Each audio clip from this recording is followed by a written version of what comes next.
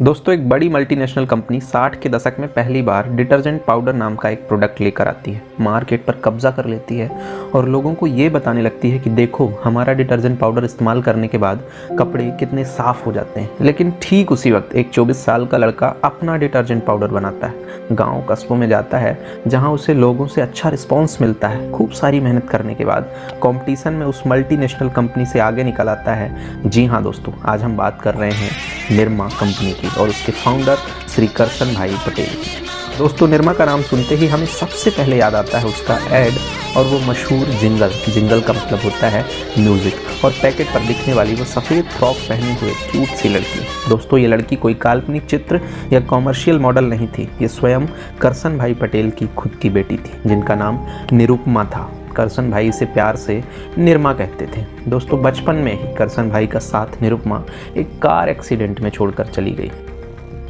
निरमा के जाने के बाद करसन भाई काफ़ी दुखी हो गए।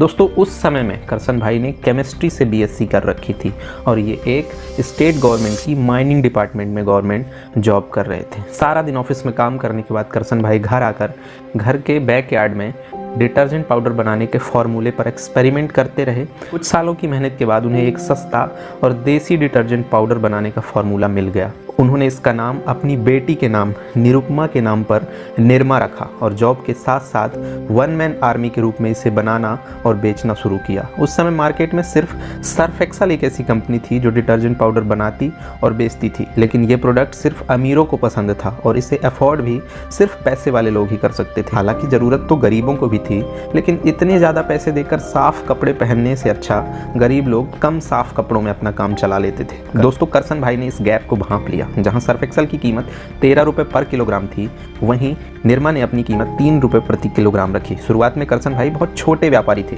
तब उनका व्यापार उनके आसपास के गांव, कस्बों और उनके ही शहर तक ही सीमित था।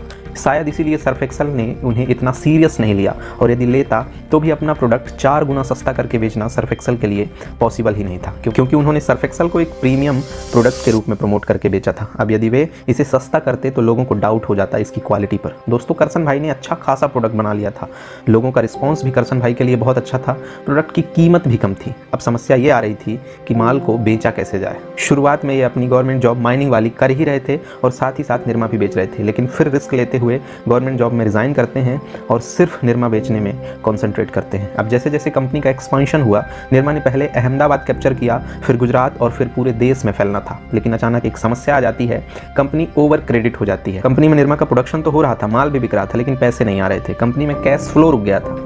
यदि रिटेलरों से पैसे मांगने जाते कंपनी के कर्मचारी, तो उधारी के चक्कर में उन्हें पैसे नहीं मिलते थे।